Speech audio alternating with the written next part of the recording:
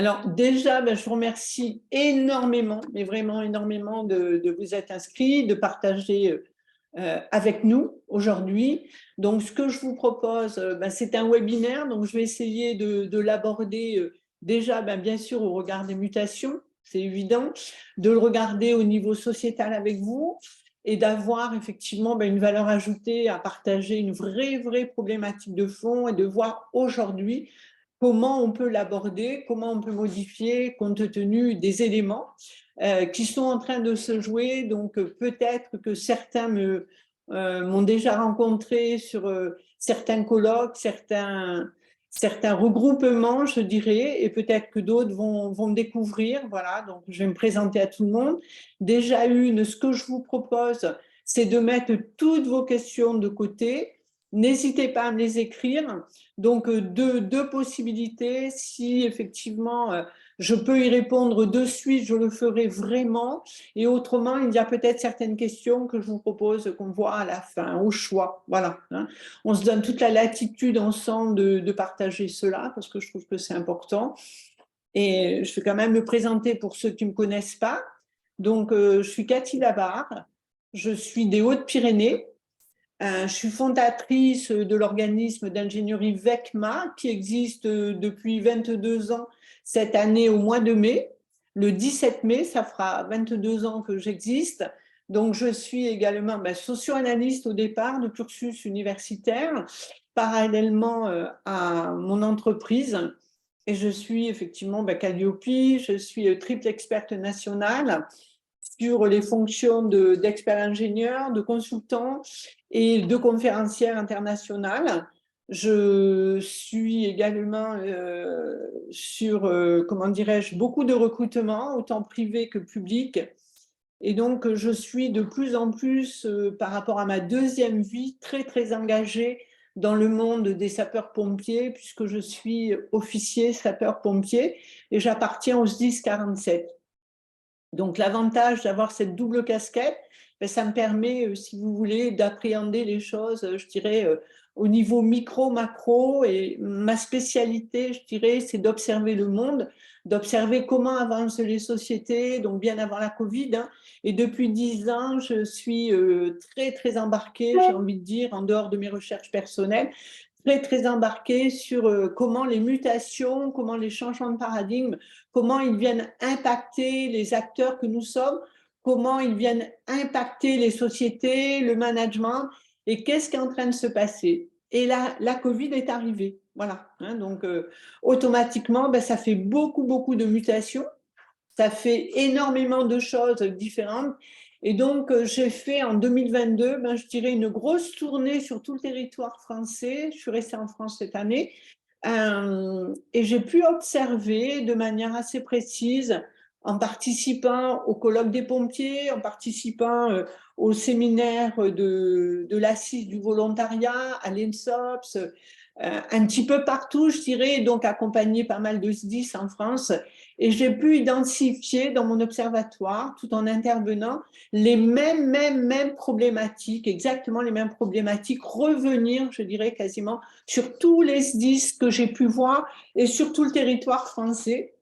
Et alors peut-être à hiérarchiser de manière différente. On voit bien effectivement que certains vont être beaucoup plus touchés par le maintenir la fidélisation, d'autres le recrutement, d'autres le désengagement, d'autres la diversité, la parité, le management lui-même, les problématiques bien sûr environnementales, vous allez le voir. Et donc tout ça, c'est juste une question de priorité, mais j'ai pu recenser quand je suis rentrée en fin d'année au mois de décembre, j'ai pu m'apercevoir que les problématiques étaient exactement les mêmes. Et donc, partant de là, je me suis dit, il faut faire quelque chose, quoi. Donc, grâce à ma double casquette, je ne peux pas laisser les SDIS dans l'état actuel. Et je me suis dit, il faut absolument que je puisse répondre, puisque les conférences ont été très bien accueillies sur tout le territoire. Mais la majorité m'ont dit, c'est très bien, Cathy, mais qu'est-ce qu'on fait derrière tout ça? Comment tu peux accompagner? Et donc, j'ai mis en place un processus d'accompagnement, de formation qui permet effectivement de vous accompagner, de poursuivre et de mettre en strate des éléments qui sont non pas de l'ancien, mais qui prennent en considération toutes les mutations, toutes les problématiques de fond que j'ai pu recenser et de les traiter item par item par item. Donc, en tant qu'acteur de la formation, ben, bien évidemment, hein, je suis très, très prégnante, très amoureuse de la formation, mais dans une période de mutation, la formation n'est plus suffisante. Pourquoi? Parce qu'on a tous le nez dans le guidon, parce qu'on est tous censés produire, produire, produire non-stop. Et qu'est-ce qui se passe? Ben, quand on revient de formation, même si on est très satisfait de l'aspect pédagogique et des nouveaux apports, on reprend le pas sur effectivement le nez sur le guidon. Et donc, un accompagnement pour moi doit être indissociable aujourd'hui, mais indissociable, de pouvoir envisager tout ce qui est possible par rapport à ça. Donc, merci Stéphane, hein. On pourra en parler sans problème. J'ai effectivement eu la chance de pouvoir rencontrer les responsables du Luxembourg, de l'Allemagne, de la Belgique, bien évidemment. Et donc, c'est vrai que j'ai pu partager avec eux leurs priorités, quelques modèles aussi, les différences qu'ils ont avec nous. Je serais ravie d'en parler avec vous également, Stéphane, même après le webinaire, avec un immense, immense plaisir. Donc, on voit bien aujourd'hui que je vais vous donner quelques chiffres. Hein. J'ai décidé d'arpenter quelques chiffres. Alors, bien sûr, j'aurais pu vous en mettre tout un panel, mais ce n'est pas du tout le but du jeu. J'ai pris quelques-uns pour vous montrer sur notre territoire français. Je n'ai pas pris les chiffres européens. Je n'ai pas pris, parce que bon, ceux des États-Unis, je me suis permis. Et donc là, ben, c'est eux qui ont lancé le bal, j'ai envie de dire, comme souvent. En dehors de tout aspect politique, hein, ça ne me concerne pas, mais de voir effectivement que pour eux, sur certains environnements économiques et surtout sur la santé, c'était une catastrophe. Donc en France, au niveau de la santé, et donc ça a dû augmenter, hein, même sur les derniers chiffres, on est quand même attendu 240 000 personnes d'ici 2024. Donc on voit bien que les problèmes de recrutement, ce n'est pas que chez la famille des pompiers. Au niveau du digital, pourtant, on pourrait croire hein, que dans l'ère de l'intelligence artificielle, que tout le monde s'engouffre dans ces cursus de formation, dans ces nouveaux diplômes. Ben, j'ai pris qu'un métier pour vous montrer au niveau encodeuse. Seulement, je n'ai pas parlé des webmasters, je n'ai pas parlé des community managers, j'ai sorti tout ça juste encodeuse. On est à 900 000 recrutements en attente. Je ne sais pas si vous vous rendez compte, 900 000 recrutements. Le bâtiment, ben pareil, je n'ai pas été chercher tout parce que les chiffres étaient énormes. Si j'avais commencé à dissocier donc, en fonction des productions, en fonction de certains BTS, en fonction de choses, mais je peux vous dire qu'au niveau bâtiment, on est idem. Au niveau industrie, alors la catastrophique, et là je le sais de pleine face puisque je suis appelée par beaucoup d'industriels, sur des métiers effectivement de production pure, hein, que ce soit le câblage, que ce soit tous ces métiers-là, c'est une catastrophe, mais là il y a d'autres raisons que je n'ai pas envie de dégager, ce n'est pas l'objet du webinaire. Et puis on vient chez nous, hein, on vient chez nous et on se rend compte effectivement qu'il y a une pénurie de pompiers volontaires, il y a une crise de l'engagement qui est à peu près, hein, alors bon, je ne suis pas forcément juste, hein, mais on est quand même sur du 50 000. Et donc, si on regarde sur 2017, puisqu'il y a eu aussi des statistiques qui ont été faites pour 2017, 2027, 2030, 2035, les chiffres sont alarmants. Alors, je voudrais quand même vous partager une enquête qui a été faite, qui est assez parlante, me semble-t-il, sur 36 pays qui ont été interrogés sur, je parle du désengagement, hein, d'accord? Parce que je fais une distinction, si vous voulez, entre la pénurie de recrutement, qui est vraiment un état factuel économique, et donc le désengagement qui est quand même rattaché à du comportement, et on verra pourquoi. Donc quand on rassemble l'aspect économique et qu'on rassemble le désengagement comportemental, ben on va se rendre compte effectivement que ça fait un sacré bagage, et je peux vous dire qu'il va falloir vraiment s'y atteler, d'autant plus si les raisons climatiques continuent à poursuivre, je dirais, leur grosse surprise qui ne sera plus exceptionnelle, qui ne sera plus extraordinaire, mais qui deviendra peut-être effectivement des interventions de notre paysage en termes constants. Donc on voit bien que sur 36 pays interrogés, c'est quand même effrayant, la France arrive en 6e au niveau du désengagement. Alors, les deux plus grands phénomènes que j'ai envie de vous partager, c'est que les candidats, ils ont changé. C'est-à-dire que si on continue à faire du vieux, on va le voir avec du neuf, et qu'on ne veut pas considérer les états, faire un véritable état des lieux, comme je dis aux SDIS que j'accompagne, on va automatiquement, à un moment donné, avoir des difficultés qui vont être d'une gravité avec des écarts qu'on aura du mal à réduire. Donc, ce qui est important, c'est accepter, ça peut nous plaire, ça peut ne pas nous plaire, on peut faire toutes sortes de critiques négatives, de jugements de valeur. Je n'ai pas envie de rentrer là-dedans. Je voudrais qu'on reste, vous et moi, sur du factuel. Oui, les candidats ont changé. Les actifs ont changé. Oui, ça, c'est un fait, c'est réel. Et ça, on ne peut pas, qu'on soit pour, qu'on soit contre, on ne peut pas sortir. Alors, je vous ai mis les grandes lignes, là encore. J'aurais pu en développer beaucoup plus, mais on va mettre en tête de fil, pour la grande famille, j'ai envie de dire des pompiers, le réchauffement climatique, bien évidemment. Ça va provoquer entre donc le désengagement, entre l'économie, entre l'environnement climatique, on a un risque de rupture capacitaire qui est quand même grandissant. Et on a aussi dans les casernes, moi je le vois, là donc je suis avec mes chefs de groupement que j'ai commencé à former et accompagner pendant 3 à 6 mois. Et donc on voit bien qu'il y a une grosse inquiétude pour beaucoup de chefs de centre, c'est le manque de jours. Comment on fait pour à un moment donné essayer de combler ce manque de personnes le jour. Donc ça, oui, on a un risque de rupture capacitaire, mais ce n'est pas moi qui vous l'apprends en priorité. Donc, on a un contexte économique qui se joue énormément et on ne peut plus faire semblant de dire non, non, mais le contexte économique n'a aucune incidence, n'a aucun effet. Nos pompiers volontaires, ils rentrent pour défendre une cause, ils rentrent pour notre modèle de sécurité civile, et de dire, voilà, je ne veux rien entendre d'autre. Je vous dis qu'on fait une erreur. D'accord? On a un contexte économique et qu'on le veuille ou non, qu'on soit micro-macro, la moindre des situations factuelles, sur le plan systémique, a automatiquement des conséquences, des dépendances et des interdépendances. Oui, le contexte économique, le contexte géopolitique a automatiquement des conséquences par voie de fait, de manière ricochée, sur tout ce qu'on est en train de vivre et donc automatiquement sur ce risque de rupture capacitaire. Et sur le désengagement, on le verra. L'emploi, bien sûr, on a beau nous annoncer des chiffres soi-disant d'évolution, je ne vais pas rentrer dans ce débat, là encore, ce n'est pas l'objet, mais on sait très bien de quels chiffres on parle. Il faudrait qu'on parle des chiffres, et l'emploi, effectivement, et tout le contexte, je dirais, a produit effectivement de gros soucis économiques pour beaucoup de populations, sans parler forcément que de la précarité, mais on voit bien que ça produit encore d'autres peurs, d'autres inquiétudes, d'autres modèles, d'autres comportements. Et il faut que nous puissions en tenir compte parce que nous ne pouvons plus nous permettre d'ignorer tous ces phénomènes. Donc, accepter, là encore, qu'on le veuille ou qu'on ne le veuille pas, je crois, si on est honnête intellectuellement, honnête sur le plan aussi émotionnel, ben, le monde, c'est plus le même depuis la Covid. Voilà. Pourquoi?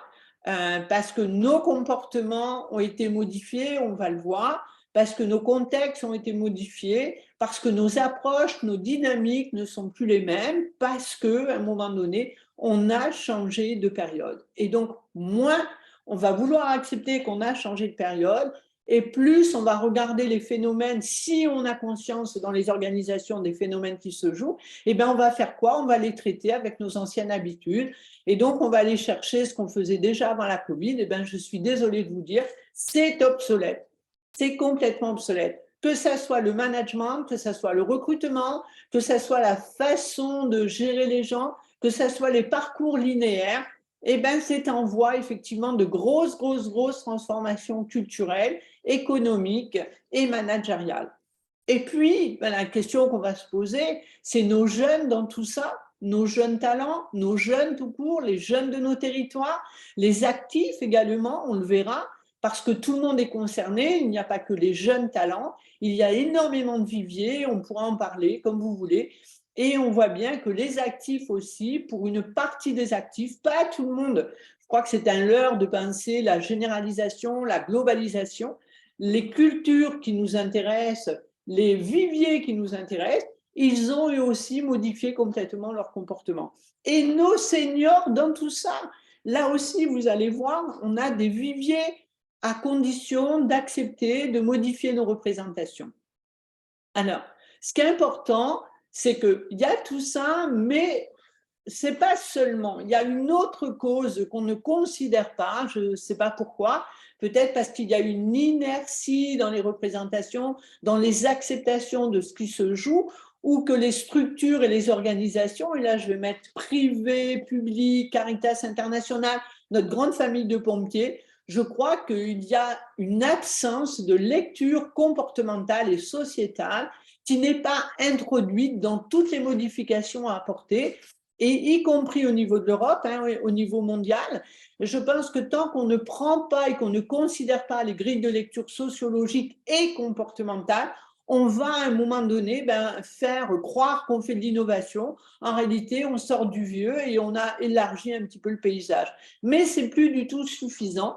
Pourquoi? Parce qu'on n'est plus du tout dans la même période et donc on n'a jamais été en période de crise. Et tant qu'on va continuer à gérer ça comme une crise, on va continuer à faire des choses, mais on croit être dans l'innovation, on n'y est pas du tout. D'accord? L'innovation est une chose, la transformation est un autre monde. Donc, il y a un autre regard. Voilà. Il y a des nouvelles représentations qui sont émergentes.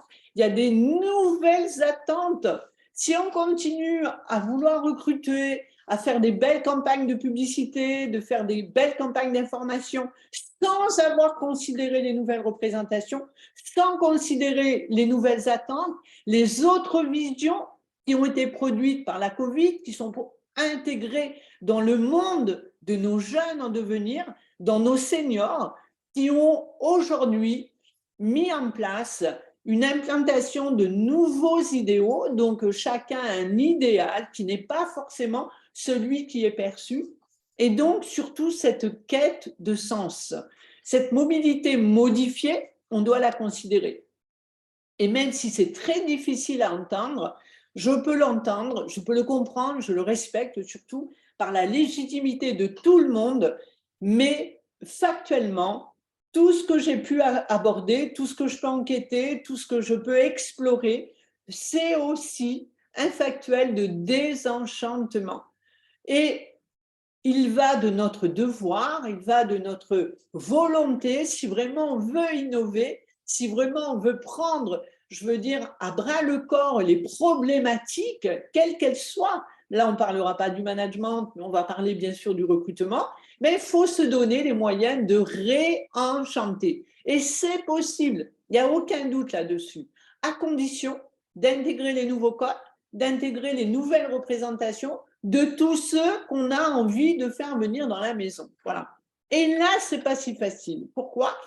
Parce que dans la grande famille des pompiers, on a quand même tendance à faire un focus sur tous les cursus opérationnels. Et heureusement, hein, notre formation, je ne sais pas si vous êtes de mon avis, Stéphane, mais la formation pour être quand même sur d'autres pays, la formation des pompiers françaises est très, très bien vue. Elle est très cotée. Elle est très cotée en Suisse, elle est très cotée sur d'autres pays, donc elle est reconnue et elle est même très recherchée. Donc ce côté-là, c'est indiscutable. Mais dans un monde qui est en train de muter, il va falloir aussi se poser des vraies questions sur l'opérationnel.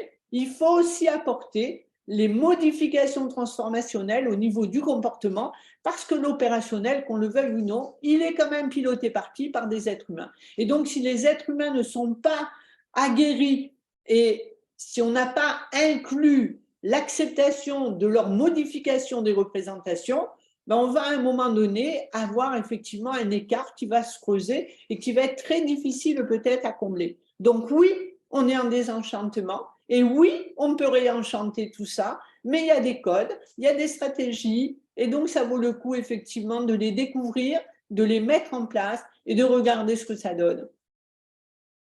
Donc, le véritable enjeu pour nous tous, c'est quand même qu'on est en train de jouer une sacrée prise de conscience. Pourquoi? Parce qu'il y a une nouvelle grille de lecture qui, à un moment donné, va nous permettre de comprendre qu'est-ce qui est en train de se jouer, quel est mon territoire d'action, comment je peux inclure tout ça et comment le système permet d'intégrer tout ça. Pourquoi? Donc, des fois, on le voit hein, par rapport à mon intervention sur mes accompagnements sur certains SDIS, on voit bien qu'on a une volonté certaine, une détermination certaine à mettre en œuvre toute la compréhension des nouvelles grilles de lecture, mais on a des fois un système qui ne favorise pas cette inclusion. Et donc là, ce qui sera important de se poser, bien évidemment, c'est qu'est-ce que je peux faire moi à mon niveau et sur quoi je ne peux hélas pas agir pour mix raisons. Ça peut être pour des longueurs administratives, ça peut être pour effectivement un cadre législatif, pour un système qui relève d'une certaine loi et sur lesquels on ne peut pas changer ça de suite, bien évidemment. Et ça, je le considère. Néanmoins, tout ce qui peut être modifié à notre niveau à nous, va falloir y aller. Va vraiment falloir y aller si on veut vraiment avoir la possibilité de convaincre, de susciter des nouvelles vocations, de réintégrer et d'attirer de plus en plus de personnes. Je ne pense pas uniquement de jeunes ou de jeunes talents, j'ai bien dit de personnes, voire, pourquoi pas, de vocations, à condition d'accepter que même dans l'ordre de la vocation, elles ne seront peut-être pas celles qu'a connu un pompier de 20 ans, un pompier qui a pris un engagement linéaire de 30 ans, voire plus. Hein. Voilà, là encore, on va y venir. C'est aussi un nouvel aspect. Donc, oui, on a des profondes mutations, on a des profondes ruptures avec les actifs vis-à-vis du travail. Alors, on a le droit de ne pas vouloir les accepter, hein, ça je ne vais pas en débattre, je ne suis pas compétente pour ça. Par contre, ce que je peux vous dire, c'est que si on n'intègre pas, et on le voit à notre niveau, on le voit avec nos enfants, on le voit avec les gens qu'on côtoie, on le voit sur nos territoires, on le voit dans les environnements là où on se trouve, et autrement c'est qu'on ne serait pas honnête, on voit bien que le rapport travail a été complètement modifié et il est en train de muter réellement. Au niveau sociologique, on ne sait même pas, mais bien avant la Covid, hein, on avait effectivement pas mal de sociologues très émérites hein, qui se penchent depuis 20 ans sur le travail et on sait très bien que la valeur travail qui régit notre société, d'ailleurs qui n'est plus du tout une valeur, hein, faut savoir qu'une valeur qui perdure un siècle ne s'appelle plus une valeur, ça s'appelle un archétype sociétal et donc ça va influer et influencer tout un entendement collectif. Mais ce qui est important, c'est que la valeur travail, elle est en train de modifier complètement ses modalités. Donc, si aujourd'hui, je regarde systématiquement la valeur travail comme un modèle figé qui refuse d'intégrer toutes les considérations, les observations qui font partie du jeu, effectivement, je vais avoir du mal à faire venir du monde dans la maison. Merci Stéphane, là encore. Oui, oui, oui, bien sûr. Je reste entièrement d'accord. Alors, il faut quand même le savoir aujourd'hui, hein, mais bon, je pense que vous allez que confirmer quand même ce que je puis vous dire. Aujourd'hui, c'est quand même la gendarmerie qui s'en sort le mieux par rapport au recrutement. Voilà. Alors, je ne parle pas des réservistes militaires, parce que je pourrais vous en parler là aussi, hein, si vous le voulez, mais on est sur un autre modèle pour les réservistes, parce qu'eux aussi avaient donc identifié les problématiques de représentation, qu'on ne pouvait plus demander aux nouvelles recrues le même engagement, de se réveiller la nuit, de partir en… Voilà. Donc, ils avaient déjà perçu tout ça depuis pas mal d'années. Et donc, c'est vrai que le modèle des réservistes, c'est encore un autre modèle. Mais aujourd'hui, effectivement, ça ne fonctionne pas trop mal. Donc, on voit bien effectivement que tout ce qui se passe aujourd'hui, si on ne le considère pas et qu'on ne l'intègre pas, je pense qu'on risque d'avoir effectivement beaucoup de mal à motiver nos troupes, à pouvoir intégrer également de plus en plus de personnes. Je dis bien 2 personnes, vous allez voir pourquoi.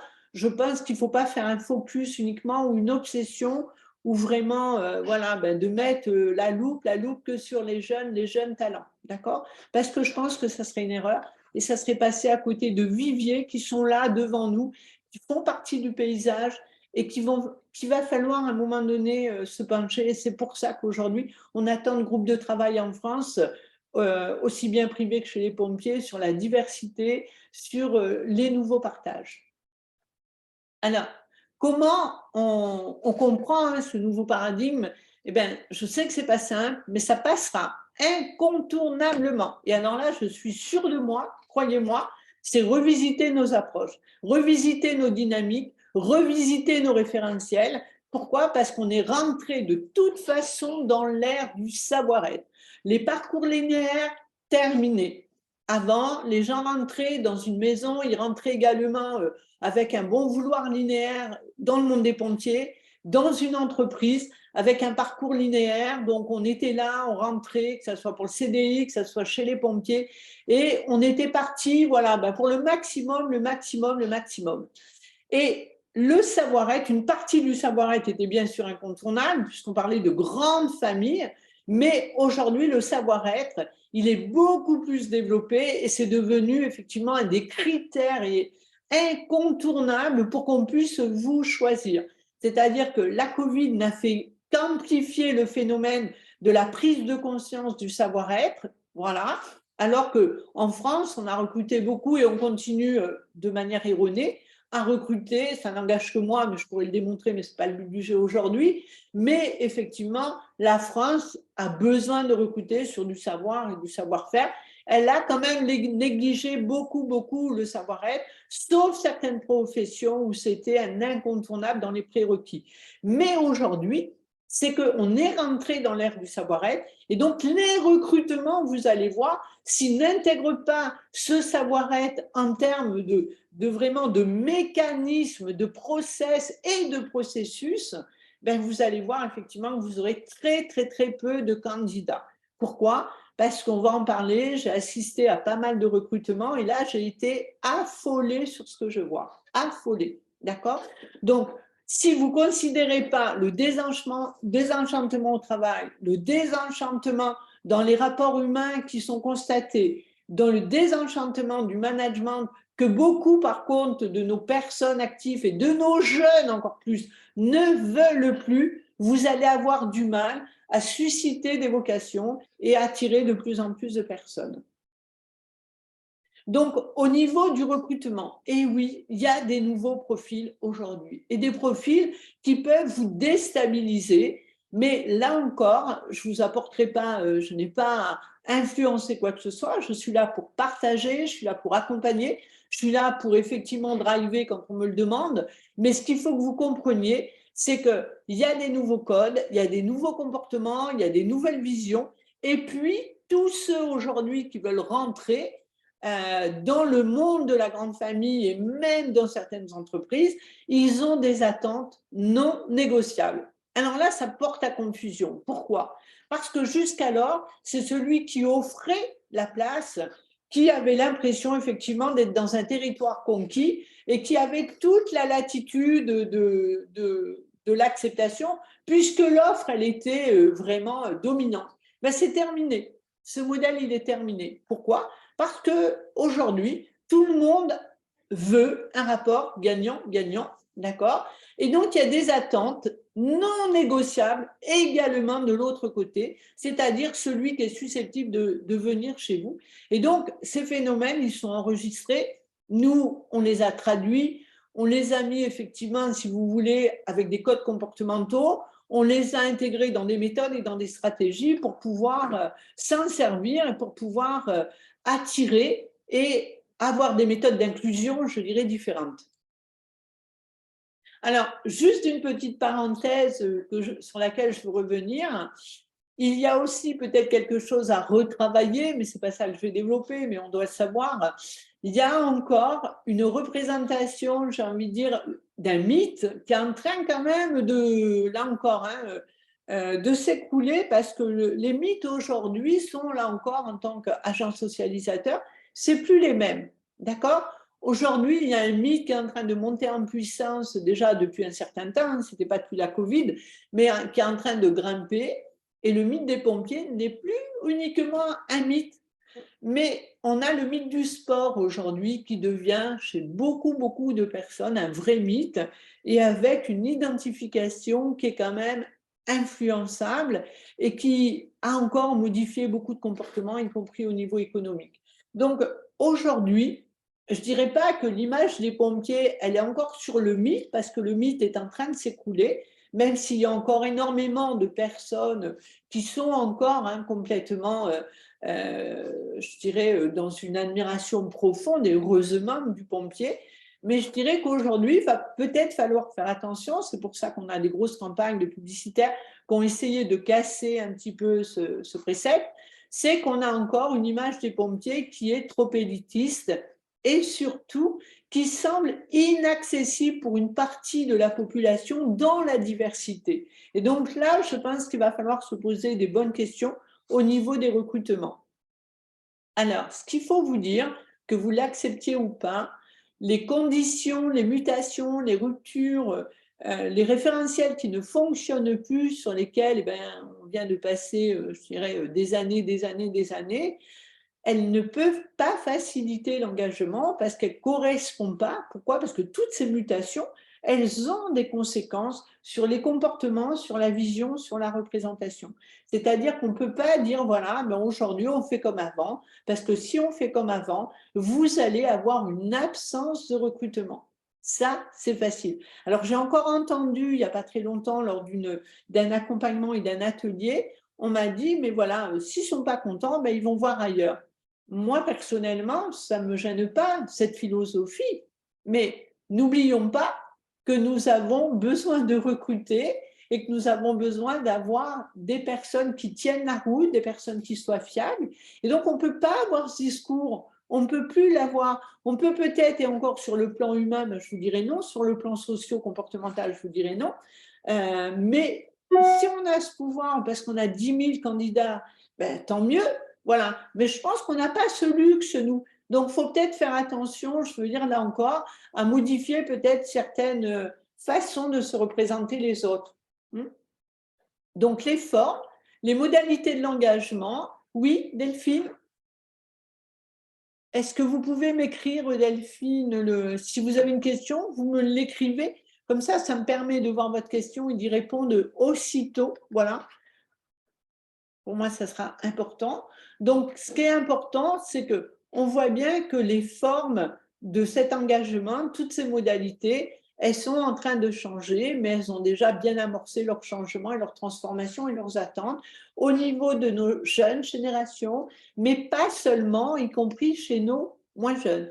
Est-ce que dans vos process de recrutement, est-ce que vous l'avez pris en compte ou vous continuez à faire les mêmes recrutements, vous continuez à poser les mêmes questions, excusez-moi, quelqu'un qui est bien préparé en recrutement, croyez-moi, il peut à un moment donné anticiper exactement et vous servir ce que vous avez envie sur un plateau. Voilà, donc il faut vraiment aujourd'hui prendre en compte tout ce qui est en train de se jouer dans les nouveaux codes.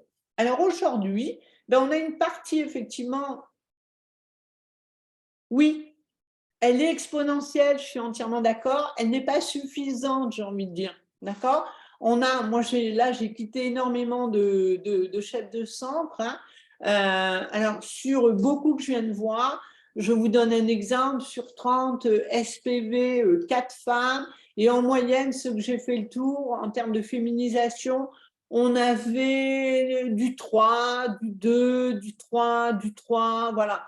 Donc, on est quand même, oui, on a une grosse campagne de féminisation qui est lancée, mais elle n'est pas complètement ancrée, Stéphane. Alors peut-être chez vous, mais on a énormément de casernes où on est quand même, je dirais, sur le début, quoi. Pour moi, on est au balbutiement, mais on a un gros travail à faire, un gros travail de modification de représentation, de modification aussi d'acceptation de certaines choses, revisiter beaucoup de choses pour qu'effectivement on arrive à introduire de plus en plus de femmes qui ont envie également, à condition qu'on leur facilite peut-être l'accessibilité, mais ça, on va l'aborder. Donc, on voit bien que ce qui est important, c'est que les modalités de l'engagement, c'est plus du tout les mêmes.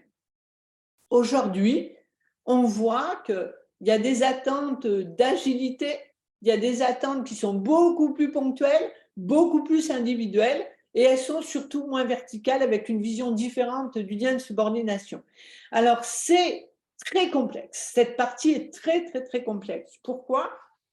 On a quand même un modèle hiérarchisé qui se trouve effectivement sur une partie du taylorisme, même si on a voulu aller vers du participatif, il n'est pas forcément mis en œuvre, aussi bien dans les entreprises que dans le monde des banquiers. Donc, on a une intention peut-être de participatif, mais en réalité, on est quand même sur de la verticalité. Et donc, c'est là aussi qu'il faut réfléchir, il faut vraiment penser. Pourquoi?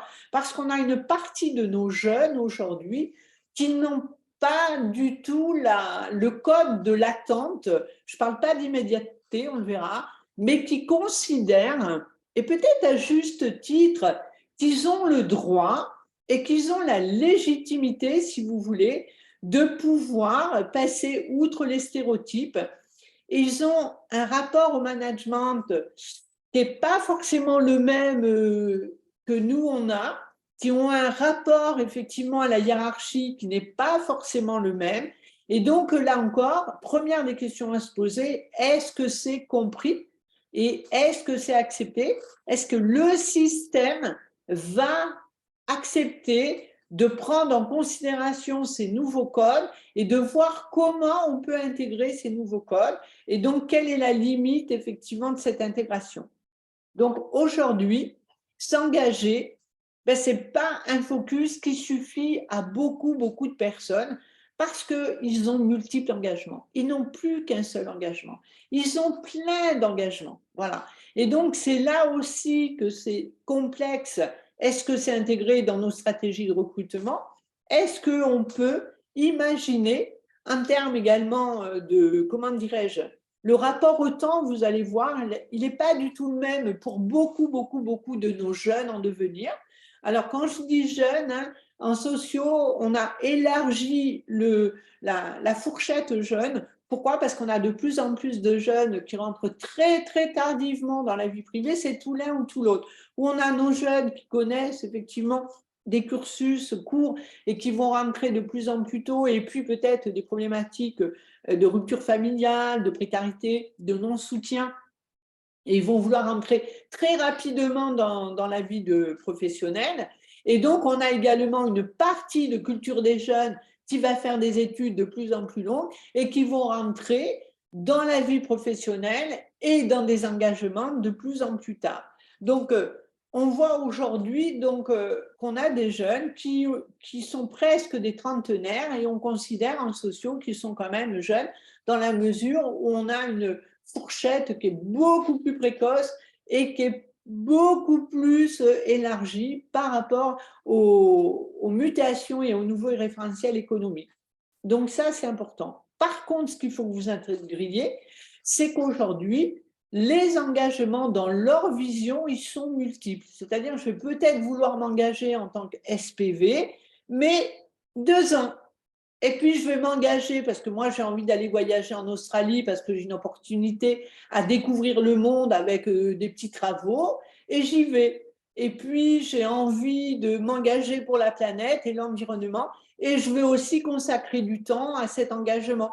Et puis, je vais m'engager également à profiter de ma petite famille et je veux profiter également des loisirs.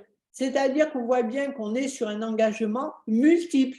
Alors, la question à se poser, et que je pose à énormément de SDIS, énormément de recrutements auxquels j'assiste, c'est comment vous intégrez ce phénomène, parce que c'est un phénomène et il n'est pas toujours compatible avec ce qu'on attend nous dans les casernes, ce qu'on attend nous dans le monde des pompiers. Alors la question, elle est quand même intéressante, on n'est pas obligé d'y répondre aujourd'hui, mais je vous dis honnêtement, il va falloir vraiment aller sur le fond et ne pas regarder que les effets parce que c'est un nouveau code. C'est qu'est-ce que je fais, comment vise le système. C'est des questions de fond, c'est des questions de forme également. Et donc là, ben, je dirais qu'il faut prendre tous les paramètres pour savoir de quelle manière on va y répondre. Et puis, on a aussi une préoccupation de leur propre insertion qui est très difficile à accepter dans le monde des pompiers, je le sais, mais vous devez au moins en avoir conscience. On a eu un modèle de sécurité civile qui a toujours été sur le bénévolat, Et donc, c'est noble, c'est respectueux. Et donc, on critique beaucoup, j'entends beaucoup de critiques pour nos jeunes qui veulent savoir effectivement combien ils vont toucher, combien ci, combien là. Mais ce qu'il faut aussi comprendre, moi, mon rôle, c'est de regarder la légitimité de tout un chacun, d'être toujours sur un observatoire de nouveaux codes, de rassembler tous ces nouveaux codes, de les capitaliser et de voir ensemble qu'est-ce qu'on peut faire, qu'est-ce qu'on peut en faire, comment on peut les organiser pour arriver à un moment donné à fédérer, à garder la fidélisation, à engager le maximum de personnes avec effectivement une clarté, une transparence, une authenticité, une sincérité. Et donc, si on veut être dans l'authenticité, la sincérité, ce qui est très, très recherché par nos jeunes aujourd'hui et sans compromis aucun, on est obligé de comprendre et de respecter leur légitimité. Et donc, il faut savoir que tout le monde n'a pas papa, maman qui entretient la famille et qui permet à son jeune de rester à la maison jusqu'à 27 ans, 28 ans avec sa compagne, sa conjointe, son conjoint à la maison parce qu'on a les moyens de soutenir nos enfants. On a énormément de jeunes qui ont plein d'activités parallèles pour pouvoir se payer les études. Et aujourd'hui, le long terme pour eux, ce n'est pas forcément possible. Ils peuvent être aussi des candidats qui ont envie de devenir sapeurs-pompiers et ils peuvent vous demander effectivement des questions sur l'aspect financier. Ils ne sont pas forcément à juger, ils ne sont pas forcément en train de trahir le modèle de sécurité civile, ils sont en train de voir comment, depuis leurs propres préoccupations financières, professionnelles, d'insertion, comment ils peuvent piloter un engagement chez les pompiers, un engagement là, et arriver à subvenir à leurs propres besoins. Est-ce qu'on va les abattre? Est-ce qu'on va les juger? Ou est-ce qu'on est capable, en tant qu'adulte, en tant que décideur, est-ce qu'on est capable de comprendre tous les mondes qui sont côte à côte, tous ces mondes qui sont juste à poser et qui sont aussi légitimes que ceux qui défendent une cause corps et âme gratuitement toute leur vie? On a des phénomènes et donc plus je vais prendre et considérer, et c'est une question de considération et d'intégrer et d'inclure tous les phénomènes, je vais peut-être à un moment donné pouvoir effectivement essayer de négocier, essayer de comprendre, essayer de mixer. Oui, oui, tout à fait, Stéphane. Et donc, ce qui est important de comprendre, c'est qu'à un moment donné, il va falloir accepter aussi d'entendre toutes les légitimités, hein, ça aussi, si on veut avoir de la diversité, si on veut avoir aussi énormément de choses pour pouvoir élargir nos possibilités de recrutement. Et on a aussi un rapport au temps qui est complètement différé. Alors, ne confondez pas le rapport au temps qui a changé dans la temporalité et la perception de cette temporalité et l'immédiateté. On peut avoir les deux, mais les causes et les manifestations seront complètement différentes.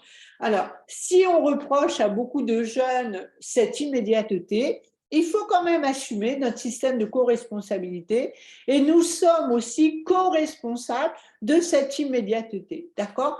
On est en train de remettre en cause depuis maintenant à peu près 10 ans la culture de l'enfant roi. Pourquoi? Parce qu'on a aussi initié des éducations où on a mis au cœur nous-mêmes en tant que parents, nous-mêmes en tant qu'acteurs de l'éducation, cette culture de l'immédiateté. Et on le sait, on ne le sait pas, mais on l'a induite, on l'a influencée et aujourd'hui on la critique. Alors c'est tout à fait compréhensible et moi je le respecte profondément. Mais la culture de l'immédiateté, c'est un résultat, ce n'est pas une cause. Donc, chaque fois que je confonds un résultat et une cause, automatiquement, je n'aurai pas la vision nécessaire et le courage nécessaire pour revisiter mes pratiques. Donc, l'immédiateté, oui, elle existe. Oui, elle fait partie de notre société, mais posons-nous les questions, elle a été induite. Et l'immédiateté, c'est un résultat. Par contre, nos jeunes aujourd'hui, ils sont dans un monde différé en termes de temporalité. Et là, ce n'est pas que de l'immédiateté. Je vous dis un exemple. Aujourd'hui, nos jeunes ont été très abîmés par la Covid ont été les grands oubliés de la Covid, que ça nous plaise ou pas. Le public qui a été oublié pendant la Covid, c'est les jeunes, que ce soit les jeunes étudiants, que ce soit les collégiens, que ce soit les lycéens, que ce soit nos jeunes ont été les grands oubliés de la Covid. Et donc, ils ont eux aussi eu des appréhensions, ils ont eu des peurs et ils ont un rapport au temps qui est complètement différé. C'est-à-dire qu'aujourd'hui, ils n'ont pas envie d'attendre la retraite ou pas la retraite, je ne parle pas de ce qui se passe, je vous aurais dit la même chose avant tout ce qui se passe, c'est-à-dire que je veux voyager, je voyage maintenant. Je veux partir en Australie, je voyage maintenant. Je veux être pompier maintenant. Et donc, ils ont un rapport au temps, ce que j'appelle un rapport au temps différé. Donc, ils sont dans la culture du maintenant et ce n'est pas forcément la culture de l'immédiateté. Un autre exemple, et ça, celui-ci, je le vois, mais vraiment, je pourrais vous citer des centaines d'exemples, mais des centaines sur le territoire français. Ailleurs, je n'ai pas été voir. Quand j'ai été voir ailleurs sur des domaines, je le dis, mais ça, non. Mais je peux vous parler de ce qui se passe en France. Aujourd'hui, un jeune, il est en BTS, il est en bac pro, il est en master première année, en master deuxième année, il est en cursus, quel que soit le cursus. Il est à 3 mois du diplôme, il est à 2 mois du diplôme. Et subitement, il se rend compte que ce n'est pas ma voie, ça ne correspond pas à mes aspirations profondes, ce n'est pas dans l'éthique de mes valeurs. J'arrête, j'irai pas au bout d'ingénieur. Les parents appellent affolés, que j'essaie les parents me disent, vous pouvez le raisonner, et faites quelque chose, madame là-bas, il va arrêter. Eh bien oui, on est dans la culture du maintenant. Dès lors qu'un jeune s'aperçoit qu'il n'est pas à la bonne place, que ses aspirations profondes ne sont pas nourries, qu'il ne trouve plus le sens du pourquoi, eh bien je vais vous dire, il vous dit bye bye. Et ça, ce n'est pas la culture de l'immédiateté, c'est la culture du temps différé, le rapport au temps qui est modifié, et on est sur la temporalité. Ça n'a rien à voir. Et vous devez l'intégrer dans vos recrutements. Parce que si demain vous avez un jeune, et ça je pose beaucoup la question aux SDIS, je pose beaucoup la question aussi aux patrons du privé, je ne répondrai pas pour vous, moi je vous mets en alerte, on est d'accord? C'est comment là encore, comment notre système va arriver à intégrer, à inclure des phénomènes qui sont là et qui sont pour le moment pas près de nous échapper. Je vous donne un exemple, discussion que je peux avoir avec des SDIS, avec des chefs de groupement, avec voilà, des chefs de centre, des officiers, comme avec des patrons, je leur dis, voilà, demain, on a un candidat qui est vraiment engagé, qui a envie d'être là, qui a envie de donner le meilleur de lui-même, qui, ma foi, me semble avoir vraiment un beau profil de compétences, et il te dit noir sur blanc, comme on le voit beaucoup en recrutement, ben moi, je suis là que 2 ans. Et donc, qu'est-ce qu'on fait? Alors, ben, j'ai de tout. J'ai des patrons, j'ai des chefs de centre qui vont me dire, ah, mais moi, j'en veux pas. Moi, j'en veux pas. OK. Donc, vous avez répondu, vous avez le droit de répondre, mais j'ai aussi le droit de vous dire, attention, attention, posons-nous la question. Est-ce que je préfère avoir quelqu'un mais qui tient la route, qui va m'apporter une dynamique pendant 2 ans, qui va vraiment redonner du regain, qui va être dispo, qui va être présent pendant 2 ans, ou je refuse même de bénéficier pendant 2 ans de tout cet or qu'on nous tend sur un plateau? Réfléchissez. Pour moi, le seul bémol des 2 ans ou des 3 ans, c'est notre rapport à la formation chez les pompiers et peut-être chez certaines entreprises qui a quand même un coût, qui demande et nécessite du temps. Mais hormis ça, est-ce que sur le plan vraiment stratégique, sur le plan du savoir-être, qu'est-ce qu'on considère avec ça? Qu'est-ce qu'on va en faire demain? Je vous invite vraiment à y réfléchir, vraiment. Alors, on a le droit de ne pas le considérer, de ne pas être d'accord. Pour moi, je respecte vraiment profondément ce que vous pourriez me dire. Mais je vous dis, c'est un phénomène, c'est rentré dans les codes. Et donc, on peut dire ce code, j'en veux pas. Mais n'oublions pas que notre but, c'est quand même d'augmenter le nombre croissant et en déploiement de nos futurs sapeurs. Alors, Aujourd'hui, ben, dans la grille de lecture des ruptures multidimensionnelles, hein, on voit qu'aujourd'hui, on veut nos jeunes recrues et nos actifs, hein, même nos moins jeunes, hein, parce qu'on a des phénomènes, je trouve, extraordinaires. Vous allez voir qui sont en train de se jouer. Là encore, est-ce que je l'accepte? Est-ce que je ne l'accepte pas sur mon SDIS? Est-ce que j'en veux? Est-ce que j'en veux pas, hein? Là encore, les réponses, il va falloir vraiment les regarder bien en face, hein. Mais il ne faut pas dire uniquement « j'arrive pas à recruter ». Oui, on a des territoires qui n'arrivent pas à recruter, mais qui ont mis tout, mais tout en œuvre pour recruter. Et puis on a qui n'arrivent pas à recruter, mais parce que je suis désolée, ils sont complètement stéréotypés dans leur pratique, et donc ils ont décidé que les recruter, c'était ça, ça, ça, ça et ça. Et là, la réponse, effectivement, et la cause, c'est autre chose. Donc, on a une mutation des équilibres. Est-ce que je l'accepte? Est-ce que je ne l'accepte pas? Ben, je vous dirais que vous l'acceptez ou pas, c'est votre problème. Pourquoi? Parce qu'aujourd'hui, la majorité des gens qui veulent, à un moment donné, prétendent à rentrer dans le monde des SVP comme dans le monde de l'entreprise, ils veulent des équilibres, une multitude d'équilibres. Ils veulent un équilibre perso, moi je veux ma santé, je n'ai pas envie de partir sur des choses qui vont me mettre en danger, je veux profiter de ma famille, je veux voir mes enfants grandir, je veux être un peu à la maison avec ma femme ou avec mon mari, donc j'ai des attentes pro, et puis je veux quand même profiter un peu des loisirs. Voilà. Donc ça veut dire qu'aujourd'hui, oui, oui, oui, compte tenu, je ne vais pas me contredire, que je vous ai dit que la valeur travail était en train de changer de modalité, et de plus en plus, on a également une mutation des équilibres qui est de plus en plus forte. Donc ça veut dire, qu'est-ce qu'on en fait? Est-ce qu'on l'accepte? Est-ce qu'on ne veut pas en entendre parler? Est-ce qu'on va l'intégrer dans nos prochains process de recrutement? Qu'est-ce qu'on va en faire? D'accord? On a des multiples engagements et sur la durée, c'est plus les mêmes durées. Donc, qu'est-ce qu'on en fait également? Et on a un refus de subir beaucoup de choses sur le plan comportemental aujourd'hui, et là on le voit partout, mais vraiment partout. Donc aujourd'hui, on a une multitude de personnes qui sont capables de vous dire ben, je pose le tablier, stop, je pars. Voilà, terminé. Voilà, ton management, j'en veux pas. La reconnaissance, il n'y en a pas. La valorisation ici, il n'y en a pas. Perspective de grandir, d'évolution, il n'y en a pas. Je pars. Oui, les équilibres ne sont plus les mêmes. On a une recherche de sens. Et selon moi, pour moi, elle est légitime.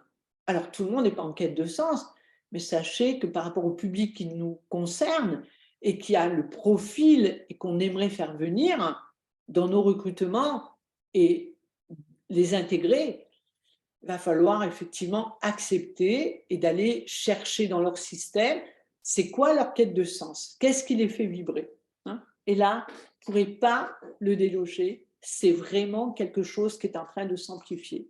Et ils font du tri sélectif. Alors là, c'est quand même incroyable, hein, ça m'a amusé de mettre ce terme, hein, vraiment un petit peu pour bousculer. C'est que oui, il y a du tri sélectif qui se joue dans le travail aujourd'hui, dans les relations. Compte tenu que je veux un équilibre perso dans ma vie professionnelle, je veux me sentir bien, je veux une bonne ambiance. Alors vous allez me dire, c'est que des exigences. Oui, ben moi je vous dis, c'est quand même le b.a-ba. Je suis désolée, c'est le b.a-ba. Donc on voit bien que les personnes, aujourd'hui, elles arrivent dans une boutique, quelle qu'elle soit, elles ont déjà fait du tri sélectif. Elles ne veulent pas être maltraitées, elles veulent une ambiance, elles veulent des rapports interpersonnels satisfaisants, elles veulent être reconnues en tant que telles, et donc ça, c'est important. Pourquoi? Ben parce qu'il y a déjà tout un tri sélectif qui se fait dans leur représentation, et donc quand elles arrivent, elles ont déjà énormément d'intentions. Donc oui, je vous entends, hein, on a des devoirs, on a des droits, mais alors là, moi je valide à 300% ce que vous me dites si vous le pensez, mais néanmoins, il y a aussi d'autres phénomènes au niveau du savoir-être. On est rentré dans l'ère du savoir-être et il va vraiment, vraiment falloir vous poser des questions. Quelles sont les limites du savoir-être? Qu'est-ce que veut dire ce fameux savoir-être? Et comment, à un moment donné, le savoir-être se compose, comment il se joue, comment il se traduit et comment il s'impose? Donc, les candidats aujourd'hui, de plus en plus de candidats, ils veulent être en phase avec leurs valeurs et leur aspiration profonde. Ils ne veulent plus être du tout en écart. Et donc, ils vont chercher de plus en plus à être complètement dans cette zone d'équilibre où, sur des valeurs fondamentales, bien évidemment, eh bien, il y a une harmonie. Alors, vous allez me dire, on affiche nos valeurs, on les connaît par cœur. Non, non, non. Je peux vous démontrer par A plus B que ce n'est pas parce que vous affichez vos valeurs que vous les faites vivre en interne, dans votre comportement, dans votre façon d'être. Donc, on peut avoir les plus belles valeurs affichées dans la maison, voilà, et pourtant, on voit effectivement qu'en termes de management, ben, ça ne se joue pas, quoi. En termes de valorisation, ça ne se joue pas. En termes de solidarité, ça ne se joue pas. Donc, il va vraiment, vraiment falloir comprendre que quand on affiche des valeurs, est-ce qu'on a pris soin de voir que ces valeurs, elles se vivent, elles s'expriment à leur plus haute potentialité à l'intérieur des équipes. Et puis la confiance. Aujourd'hui, dans la nouvelle conception, dans les nouveaux codes, on n'attend pas 20 ans d'expérience pour avoir confiance. Beaucoup de nos jeunes, alors ils vous le diront peut-être pas aussi ouvertement que je vais vous le dire, mais moi qui passe beaucoup de temps avec eux, je peux vous affirmer comment ils parlent. Hein. Ils vont vous dire, mais moi, et puis son pointeur, hein, moi, écoute-moi bien, j'ai peut-être que 23 ans, j'ai peut-être pas ton expérience, mais tu me fais confiance, je te fais confiance. Tu me respectes, je te respecte. Et ils ne vont pas vous dire je vais te respecter parce que tu as 20 ans de service et que tu vas mal me parler parce que tu as 20 ans de service. Terminé. Terminé. Faites attention. Terminé. C'est vraiment une source de démotivation, de désengagement et de bye bye. Il faut vraiment revisiter nos pratiques. Hein. Donc, comment on augmente le nombre de SVP et de candidats hein. Je vais vous parler de deux plus grands leviers. Il y en a beaucoup plus, croyez-moi, hein, puisque bon, dans mes accompagnements, j'ai mis en place des leviers, effectivement, qui ne sont pas toujours connus du grand public, mais qui font partie, effectivement, des leviers importants. Mais je vais décider sur ce webinaire de vous en parler des plus importants. Un, c'est le levier du sens, donner du sens à l'activité, à l'engagement, et le levier humain. Si on ne fait un focus que sur l'opérationnel et sur les compétences techniques, sans considérer l'impact du levier humain, qui est vraiment la porte grande des vannes d'ouverture au recrutement, c'est pour ça que tant effectivement d'entreprises ailleurs se plongent dans la marque employeur en espérant qu'ils ne font pas semblant, mais qu'ils ont vraiment l'intention de faire le levier humain et de s'en servir pour la marque employeur. Je pense à un moment donné que là, vous avez deux gros leviers. Le levier humain et donc introduire le sens et vraiment perdurer avec le sens. Voilà.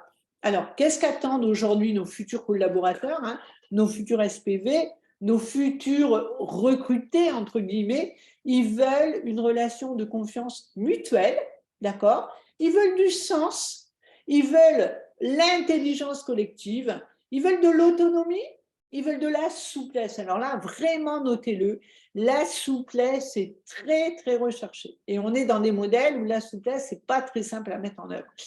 Et ils veulent une forme de souplesse dans les modes de travail. Je sais que c'est très difficile à organiser, encore plus quand on est chef de centre et qu'on a besoin de faire ses plannings et ses plannings et ses plannings à l'avance et qu'on a effectivement un public voilà, qui peut pas qui va vous dire mais non, moi la semaine prochaine, je ne sais pas où je suis, je ne sais pas ce que je fais, je ne sais pas ce que je serai. Voilà. Et donc là, ça nous bouscule, ça remet beaucoup de choses en cause. Et donc, c'est comment on va pouvoir remanier, voire manier tous ces petits éléments qui, quelque part, sont des casse-têtes chinois et qui peuvent porter vraiment des difficultés pour beaucoup, beaucoup de chefs de centre. Et on a cette intelligence collective. Alors, souvent, on me dit, ils sont tellement dans la culture de l'individualisme qu'il n'y a plus d'intelligence collective. Faux, archi faux. Alors, je sais que ce que je veux dire, ça ne va pas plaire à tout le monde, mais je le dis quand même.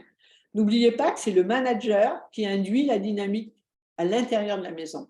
N'oubliez pas que c'est le manager, c'est le patron, c'est le pilote qui va induire effectivement à l'intérieur l'ambiance ou d'équipe ou de groupe.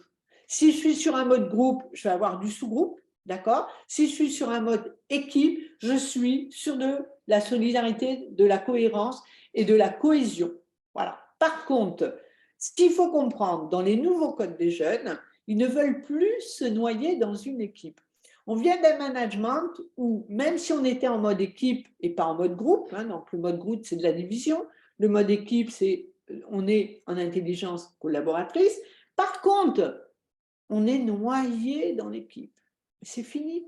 Nos jeunes, ils ne veulent pas de ça. Ils veulent l'équipe, ils veulent l'intelligence collective, mais ils veulent exister individuellement dans l'équipe avec leurs compétences dormantes, avec leur personnalité, avec leurs propres caractéristiques pour les mettre au service de l'équipe. Et si on ne vient pas les chercher sur leur spécificité et si on ne les appelle pas de temps en temps sur leur spécificité pour les valoriser humainement, hein, je ne parle pas de commercialement, hein, et bien à un moment donné, effectivement, vous n'allez pas les tenir sur la durée.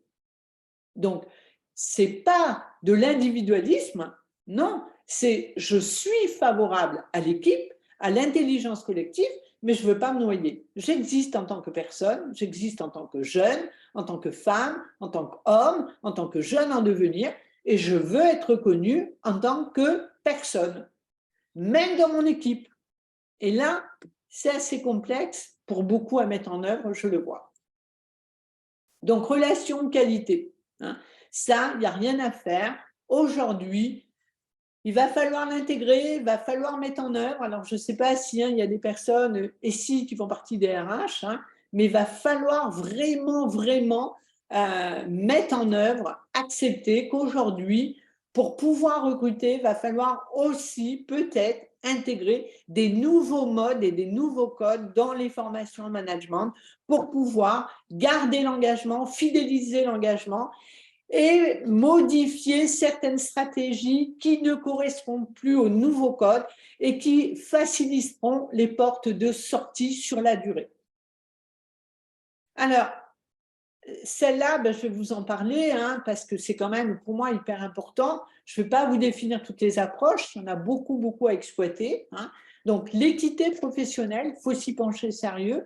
Donc oui, hein, comme l'a dit Stéphane, il y a des ancrages qui sont en train de se faire, qui sont fabuleuses. Je suis tout à fait d'accord. Mais j'ai envie de dire qu'on n'est qu'au balbutiement. Je ne me permettrai pas de dire que c'est insuffisant parce que ce ne serait pas très positif.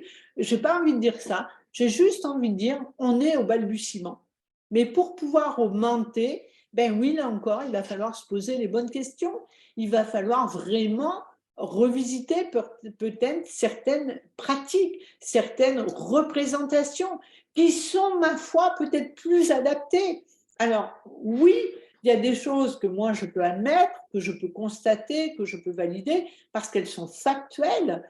Mais à un moment donné, je crois qu'il va falloir, je dirais, revisiter certaines modalités. Si on veut faire venir aujourd'hui encore plus de femmes, il va falloir considérer les mutations sociétales et pas que en termes de sexisme, en termes effectivement de harcèlement, en termes de choses qui ne sont pas forcément plus constructives, à plein de niveaux. Je vous donne un exemple. Avant la Covid, nous, au niveau des statistiques dans ma profession qu'on peut avoir sur effectivement des rapports confidentiels d'État, on a fait une augmentation à l'époque, hein, donc avant Covid, dernier rapport qu'on a reçu, de 30% passé de femmes qui élèvent seules les enfants. D'accord? Donc, c'est un levier, qu'on le veuille ou non. Alors, une partie de ces femmes, elles ont une activité professionnelle, elles ne sont pas en garde alternée, elles sont seules avec leurs enfants, elles assument, et on a des enfants qui sont scolarisés, d'autres pas. Et si elles vous disent, moi, en journée, je peux venir pendant que les enfants sont à l'école, parce que je peux me libérer ici, parce que je peux prendre sur un RTT. Et donc, on fait quoi? On fait quoi? Comment le système va accepter des approches, des dynamiques différentes, des profils différents? Donc là, on est bien sur du timing, vous voyez, on est sur de l'organisation. Après, on a un autre phénomène qui est en forte croissance, en fort déploiement. On a de plus en plus de papas qui demandent la garde alternée. Ça devient, mais vraiment, ça se déploie. Donc, c'est une réalité. C'est pas j'aime pas, on s'en fout, le j'aime pas. Ça ne nous regarde pas. Par contre, c'est un phénomène. Un phénomène va produire un nouveau code. Et donc, qu'est-ce qu'on fait pour attirer ce public? On a de plus en plus de personnes qui arrivent, on va dire 40, 45 ans, 50 ans, et qui ont envie absolument, je veux dire, de venir chez les pompiers. J'ai envoyé quelqu'un, je ne dirais pas où, je ne sais pas à donner tout ça, mais juste pour vous dire, je ne critique pas, hein, attention, j'aime bien rester sur du factuel et non sur de l'émotionnel. J'envoie une personne agent de sécurité de métier qui est en poste, hein, donc voilà, dans un Leclerc, puisque les Leclerc prennent beaucoup d'agents de sécurité, donc avait déjà un minimum de formation, hein, au niveau sécurité, qui était à jour de tout, et donc il veut absolument devenir pompier. Ben, je l'envoie. Et donc cet homme, je crois, il a 35 ou 45 ans, je ne sais plus. Et donc l'équipe a dit non. Le capitaine, il a trouvé qu'il était un peu trop âgé, et donc il a été refusé. Voilà, et l'équipe n'en voulait pas. Voilà. Nous, dans mon SDIS, je peux vous dire, hein, donc c'est pas parce que je veux promotionner mon SDIS, même si j'aime mon SDIS, mais je vais vous dire honnêtement, on a des gens qui ont 50 ans, qui ont 45 ans, qui poussent la porte du SDIS 47 et qui viennent à un moment donné. Alors, j'ai formé une partie de mes chefs de groupement tout le week-end, là, et alors c'est extraordinaire, j'ai un chef de groupement, donc sur un territoire qui est un petit territoire, hein, il a une femme de 55 ans qui est venue le voir et qui veut rentrer. Et donc, il l'a accueilli. Hein. Voilà. Donc, qu'est-ce qu'on fait? Ça veut dire que si on n'accepte pas les modifications, à un moment donné, je regarde ce que Sylvain me met. Oui, bien sûr, Sylvain. C'est deux stratégies différentes. Voilà. Donc, je suis entièrement d'accord. C'est deux stratégies différentes et c'est ce que j'ai expliqué un petit peu à considérer. Voilà. Il y a le recrutement et il y a la fidélisation de l'engagement. C'est ce que j'ai vu avec mes chefs de centre que j'ai formés ce week-end et que j'accompagne sur plusieurs mois. Pourquoi? Parce que c'est vraiment des choses, des stratégies différentes, surtout par rapport aux nouvelles approches, Sylvain, du court-termiste qui fait partie des nouveaux engagements aujourd'hui dans beaucoup de représentations de personnes qui ne veulent plus rester 20 ans en caserne, qui veulent rester peut-être 4 ans, 5 ans, 3 ans, 2 ans. Et donc oui, c'est encore une autre problématique, mais je la traite également. Donc on voit bien qu'on a des nouvelles approches, on a des recrues, et donc si on reste sur des stéréotypes, femmes, hommes, trop vieux, trop ci, trop là, qu'est-ce qu'on va faire? Voilà, donc on a un besoin. Alors vous allez me dire, mais on le fait déjà, la diversité. Alors écoutez, excusez-moi, je vais certainement vous choquer, mais j'assume la responsabilité de me dire, c'est pas vrai. C'est pas vrai. On peut parler beaucoup de diversité, on peut parler beaucoup de mixité, on peut parler beaucoup d'équité professionnelle, on peut parler beaucoup, on est open, nous on est flexible, on prend tout le monde, archi faux. Dans les faits, ce que je vois sur beaucoup de structures, c'est vrai intellectuellement, mais dans les faits, c'est une autre histoire. Donc moi, quand je parle de diversité, quand je parle de mixité, quand je parle d'ouverture et de casser les stéréotypes, ça veut dire qu'il faut vraiment, non pas que ça soit des jolis mots, c'est merveilleux, on parle de diversité, mais vraiment se poser des questions de fond. Est-ce que nous, fondamentalement, est-ce qu'on est ouvert à la diversité? Est-ce qu'on est ouvert à la mixité? Qu'est-ce qu'on fait concrètement pour accueillir, pour que les gens se sentent bien, pour que les gens aient envie de rester, hommes, femmes, moins jeunes, et ci et là. Donc, ce n'est pas uniquement de dire oui, nous, la diversité, ça fait 5 ans qu'on est ouvert dessus, la mixité, mais on a été les premiers à le mettre en œuvre. Ok, d'accord. Est-ce que vous êtes toujours à 3 femmes sur 30? Est-ce que vous êtes toujours à 2 femmes sur 25? Voilà. Hein, donc, je parle vraiment de mettre des choses en place concrètement avec une volonté peut-être de modifier des approches, de casser des stéréotypes sérieusement. Donc, les leviers de performance, ils sont là, qu'on le veuille ou non. Hein. On a quand même, alors là, je ne l'ai montré que sur un thème, mais je pourrais le transposer, le transférer sur plein de thèmes. On doit effectivement se pencher sur l'augmentation de la diversité, d'accord? C'est comme ça qu'on va pouvoir avoir la disponibilité des talents. Qu'est-ce qu'on fait si on a des personnes qui ont des disponibilités, qui vous disent, voilà, moi, je peux me rendre disponible là, là, là, là, et par contre, après, je ne suis plus disponible. Comment on fait pour organiser tout ça? Voilà, ça, c'est des questions de fond. Quand vous regardez par rapport aux femmes, hein, moi, je trouve que c'est énorme, énorme, énorme. Hein.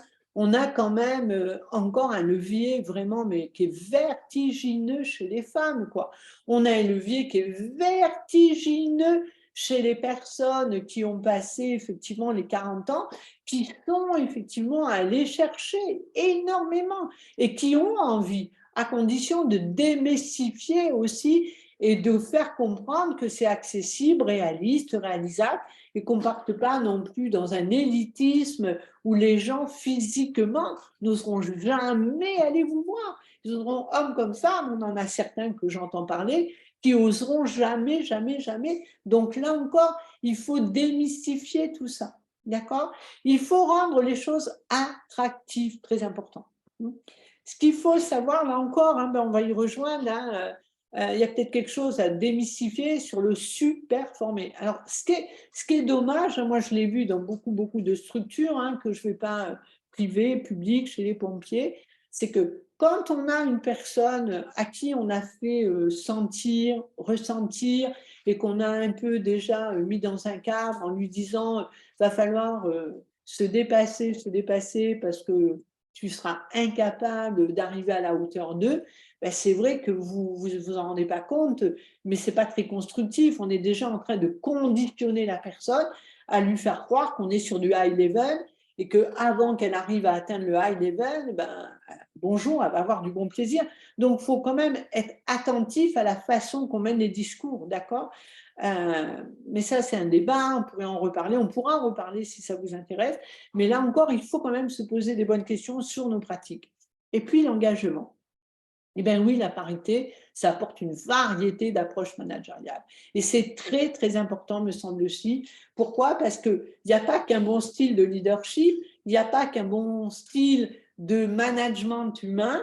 Ce qui est important, c'est les résultats. Est-ce que j'arrive à mobiliser mes équipes? Est-ce que j'arrive à maintenir l'engagement? Est-ce que j'arrive à, je veux dire, être le représentant d'une crédibilité, d'une valeur exemple? Est-ce que je suis, voilà, une valeur exemple dans ma diversité, dans mon approche, dans ma dynamique et dans qui je suis? Donc, on voit bien que les leviers de performance, ils sont là. Maintenant, est-ce que je les mets en œuvre? Est-ce que je les accepte? Est-ce que je suis prête à les expérimenter? La question de fond, ça, c'est autre chose. Ce n'est pas moi qui peux y répondre. Je peux l'accompagner, mais je ne peux pas le faire à la place d'eux.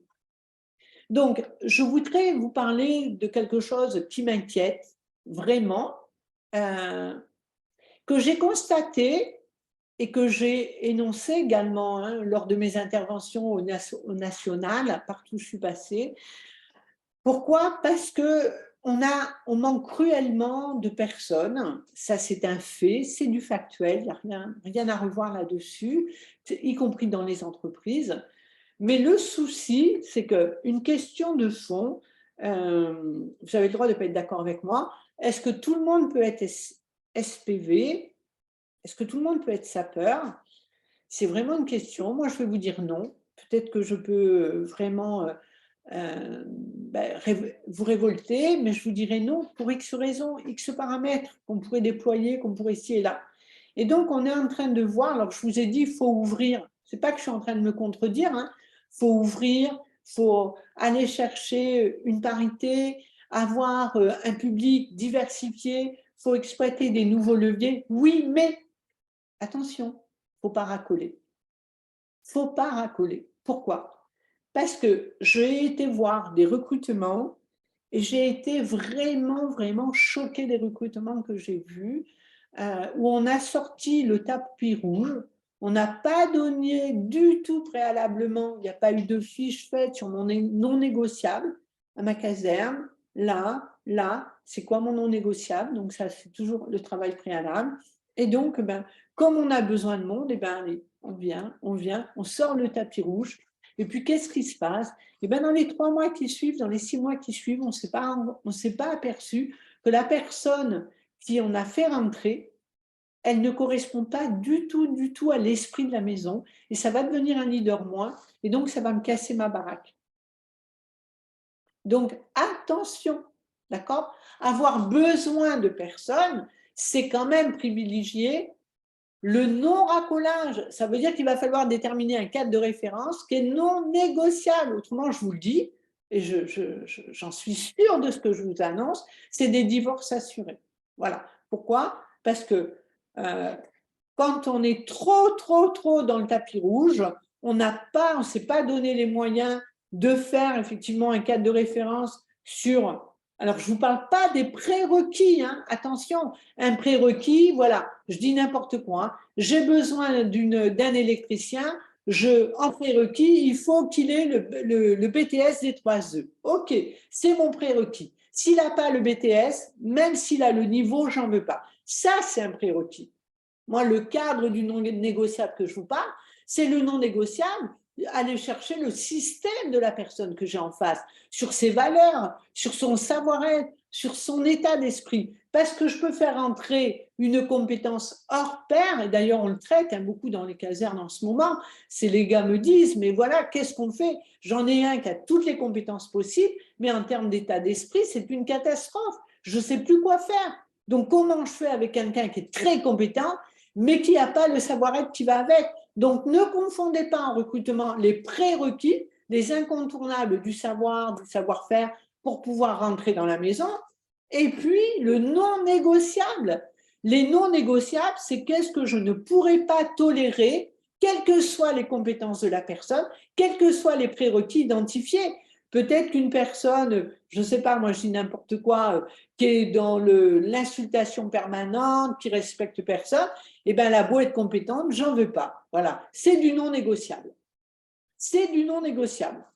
Donc, il faut, à un moment donné, préparer un cadre de référence. Sur un cadre de référence, c'est du non négociable. Qu'est-ce qui, pour vous, quand on rentre dans la maison des pompiers, qu'est-ce qu'on rentre dans la maison d'un actif, qu'est-ce qui est non négociable? Moi, je vous donne un exemple. Dans Vecma, quand je recrute, le non négociable, pour moi, les compétences, ça ne m'inquiète pas. Alors, un minimum, mais je sais qu'on peut faire monter n'importe qui en compétence aujourd'hui. On a des moyens de faire monter n'importe qui en compétence. Donc, je n'ai aucune inquiétude. Par contre, moi, je ne suis pas là pour faire l'éducation et encore moins la rééducation. Donc, sur le savoir-être, je ne supporterai pas qu'on maltraite les gens que j'accompagne, mes clients, les pompiers avec qui je travaille. Je ne supporterai pas. Donc, le non négociable chez moi, il va se porter sur le comportement humain, sur la valeur humaine et sur d'autres valeurs qui sont incontournables aux bonnes pratiques dans l'exercice des métiers où je vais confier des tâches.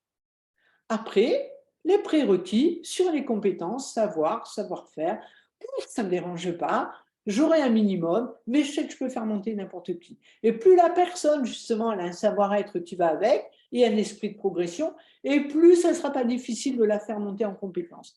Donc, attention, le préalable, il ne se situe pas seulement sur de l'opérationnel.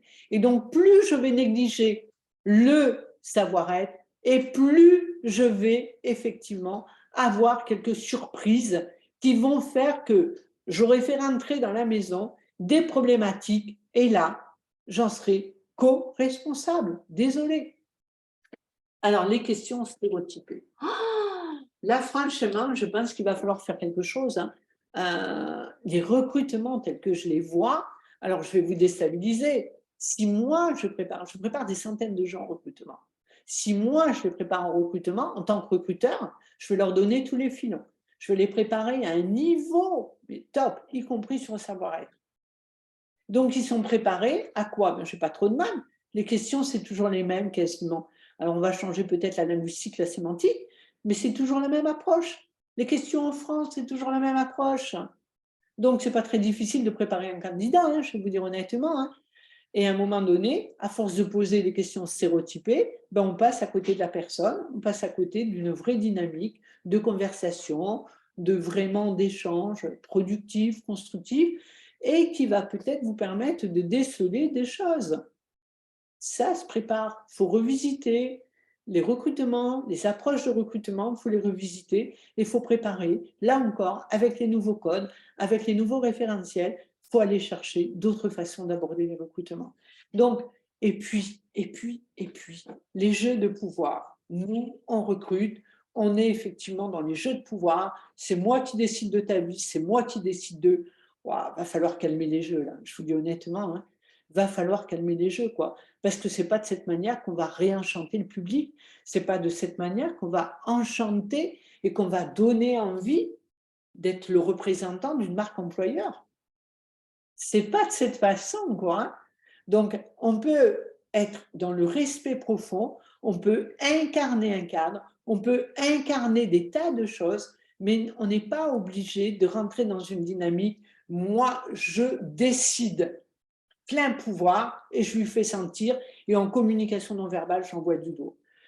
Attention, attention, parce que ça ne passe plus aujourd'hui dans les nouveaux codes. Donc, je regarde. Donc, voilà ce que je vous ai préparé pour aujourd'hui. Donc, si vous voulez aller plus loin, ben, vous pouvez me contacter directement. Donc, vous avez mes coordonnées. Sachez que j'interviens sur tout le territoire français sous forme de conférences pour parler des mutations, parler des nouveaux référentiels. J'interviens également sur les séminaires avec des conférences et des ateliers l'après-midi ou des conférences ateliers en demi-journée où on va faire travailler tout le monde sur les nouveaux codes, sur les nouvelles pratiques. Je fais également des formations pour les SDIS. J'accompagne également les chefs de centre et les officiers. Et donc, je fais de la recrutement avec les mutations. Et donc, dans cette perspective, je vais quitter voilà, je vais vous mettre dans le passage. J'ai mis en place un atelier qui va se dérouler le 4 mai 2023, qui sera de 9 à 12 heures, pour lequel je demande une participation unique et exceptionnelle de 150 €. Et lors de l'atelier, nous allons pouvoir aborder en visio. Ceux qui préfèrent me voir directement sur leur SDIS, ben vous m'appelez, mais en visio, des stratégies à mettre en place, une grille de lecture sociologique, des nouveaux codes des mutations, les leviers du recrutement non exploité, les attitudes et les postures innovantes, les inclusions intergénérationnelles, les différentes pistes d'exploration et les viviers inexploités. Donc, je vais vous mettre le lien pour ceux que ça intéresse. Voilà. Et donc, je vais écouter vos questions. Donc, vous pouvez me poser vos questions et je vais y répondre. Donc, sachez effectivement hein, que j'interviens sur tout le territoire et vous pouvez, à un moment donné, bien évidemment, m'appeler voilà, par l'intermédiaire de vos SDIS et on peut voir ensemble, effectivement, ben, les choses à mettre ensemble, des choses à voir ensemble. Et donc, ça peut nous permettre, effectivement, ben, de modifier des stratégies, d'innover, c'est le cas de le dire, et d'intégrer déjà dans les pratiques complètement les nouveaux codes, les nouveaux référentiels. Et donc là, automatiquement, ben, ça va répondre en partie un petit peu à tout ce qu'on vient de voir. Et on ne peut pas laisser aujourd'hui, si vous voulez, les choses dans l'état actuel, parce que je pense que si on ne fait rien, on va avoir un nombre qui va ne faire qu'augmenter. Et si le climat, effectivement, ben, dénombre de plus en plus de problématiques, on risque d'avoir effectivement des soucis, parce que les nombres que je vous ai donnés, ils risquent d'être en pleine croissance. Alors, Fabrice, bonjour. Pour recruter des futurs professionnels de santé, CDE, là, pour le coup, le savoir-être est difficile à percevoir. Oui, bien sûr, Fabrice. Alors, ce qui est important, c'est que c'est là qu'on a besoin quand même, à un moment donné, d'avoir une aide précieuse en expert comme moi, et je le dis en toute humilité, pour préparer une vraie grille. Pourquoi? Parce que le monde des soignants avait déjà commencé à muter. Alors là, honnêtement, je vais être honnête, puisque j'ai formé beaucoup de cliniques et beaucoup de chefs de clinique ont demandé que je les accompagne personnellement en confidentialité. Et donc, je dirais qu'il y a déjà 10 ans qu'on avait énormément de problèmes. Hein, voilà. Donc, le monde des soignants est à mal depuis déjà pas mal de temps. Il y a eu beaucoup, beaucoup de référentiels chez les soignants, d'ailleurs privés, publics. On a eu beaucoup de soignants du public qui voulaient partir en privé, donc pour des raisons économiques et pour d'autres raisons, bien évidemment. On a vu effectivement des recrutements au niveau des IDE qui ont été mais vraiment une catastrophe parce qu'on manquait beaucoup, beaucoup, beaucoup, beaucoup d'IDE. Hein. Donc, il y a eu des essais que je n'ai pas forcément envie de développer.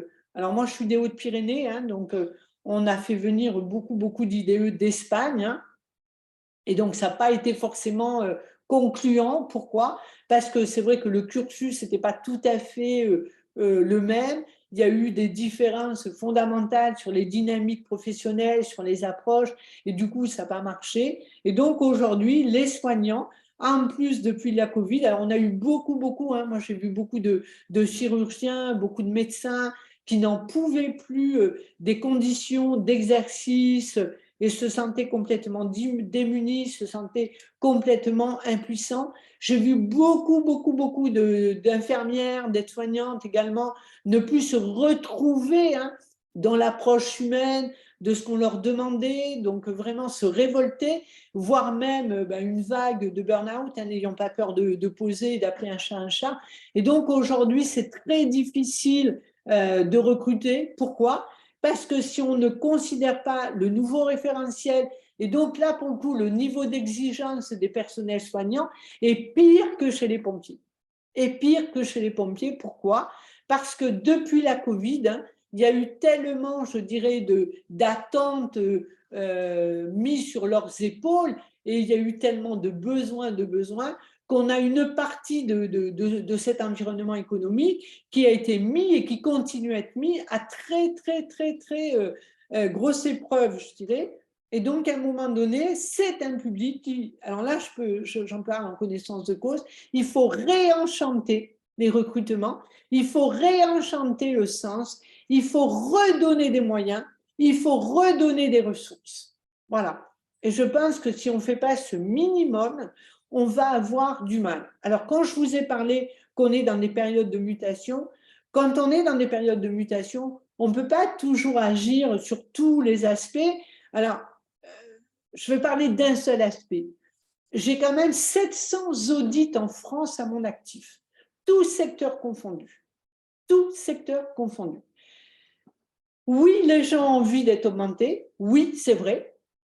Néanmoins, le nombre de réponses dans tous les secteurs qui revient, si j'étais reconnue, si j'étais valorisée, si j'avais un manager qui me témoignait un minimum de savoir-être, je pourrais effectivement passer outre au moins une augmentation que je demande. Mais même la valorisation, même la reconnaissance, je ne l'ai pas. Donc, on a des possibilités de réenchanter, vraiment, vraiment, vraiment. Néanmoins, ça veut dire que dans nos stratégies de recrutement, il faut se poser, il faut construire un préalable, il faut vraiment, en toute honnêteté intellectuelle, regarder qu'est-ce qui est en nos pouvoirs, qu'est-ce qui ne l'est pas. Oui, je l'espère sincèrement, Fabrice. Je l'espère vraiment, vraiment, vraiment, de tout mon cœur, parce que c'est un sujet qui me touche énormément. Vous l'aurez compris, hein, peut-être au travers, hein, y compris de mes livres, hein, puisque bon, je suis auteur d'un sujet qui me touche, puisque bon, j'ai quand même accompagné énormément de suicides. J'ai évité énormément de suicides, même chez nos très, très, très, très jeunes. Euh, et donc, si vous voulez, merci, merci beaucoup Fabrice et j'espère à très très vite. Et n'hésitez pas à me contacter par téléphone. Je pense que c'est important, vous l'aurez compris, le levier humain pour moi fait partie bien évidemment de mon expertise, mais pas seulement, ça fait partie de ma philosophie de vie, ça fait partie de mon ADN. Et je pense que sur le management, il y a des choses qu'on doit modifier, on doit revisiter des pratiques. Si on veut maintenir le recrutement, la fidélisation, donner envie, même en période de tsunami économique, même en période de tsunami, de mutation et de changement de paradigme, on a un levier humain. Et si on arrive effectivement à comprendre les codes des comportements, les codes des attentes, les codes des besoins et des grands basiques, je vous promets, et on peut les mettre en place dans nos rapports interpersonnels, vous allez être surpris, mais surpris de l'engagement, du réenchantement et du réengagement des personnes que vous avez dans les groupes et qui vont passer de l'état groupe à l'état équipe en termes d'état d'esprit. Mais à un moment donné, oui, ça nécessite d'avoir énormément d'actions qui vont tourner autour du levier humain. Et on est trahi par notre comportement, on est trahi par ce qu'on induit. Aujourd'hui, un manager qui se veut être que sur de l'opérationnel, ça ne peut plus fonctionner. Quand on est en intervention pour les pompiers sur le commandement, on est sur du commandement. Quand on est en dehors de l'intervention, on doit passer du commandement à des stratégies, des référentiels, des codes nouveaux en management. Et quand on recrute, on doit être capable de présenter la maison, de présenter également qu'est-ce que vous allez trouver ici dans la caserne, qu'est-ce que vous allez trouver ici dans le SDIS, qu'est-ce que vous allez trouver ici dans telle clinique, qu'est-ce que vous allez trouver ici, qu'est-ce que nous on se fait fort d'apporter, qu'est-ce qu'on se fait fort de mettre en place, quelles sont les ressources, quels sont les moyens et qu'est-ce que vous allez trouver chez nous. Le rapport, il est dans les deux sens. C'est micro, macro, c'est rapport gagnant-gagnant. Réenchanter, c'est pas du blabla, c'est incarner réellement ce que j'ai envie de trouver. Merci Anne. N'hésitez pas à me rappeler. Donc voilà. Donc si vous avez d'autres questions, n'hésitez pas. Bonne journée Anne. Et sachez effectivement que c'est très important, donc vous pouvez me contacter, vous pouvez également me joindre par mail, vous pouvez me joindre par téléphone, n'hésitez pas, si vous avez envie d'aller plus loin, c'est très facile à mettre en place, je dirais que c'est aussi un incontournable, et si vous voulez bénéficier de l'atelier qui aura lieu le 4, n'hésitez pas également, parce que là, on va voir effectivement déjà des leviers très importants, des stratégies très importantes, et on va préparer effectivement vos prochains recrutements. Donc, est-ce que vous avez d'autres questions? Sinon, je vais vous remercier sincèrement. Donc, je vous souhaite une bonne journée et vraiment, je vous remercie d'avoir été présent et n'hésitez pas à revenir vers moi si vous avez besoin pour qu'on puisse mettre ensemble des choses qui vont peut-être une vraie capitalisation de ressources. Merci à tout le monde et je vous remercie. Merci Patrick. Merci. Merci Gérard. Merci André. Je vous remercie sincèrement. Au plaisir d'échanger avec vous tous.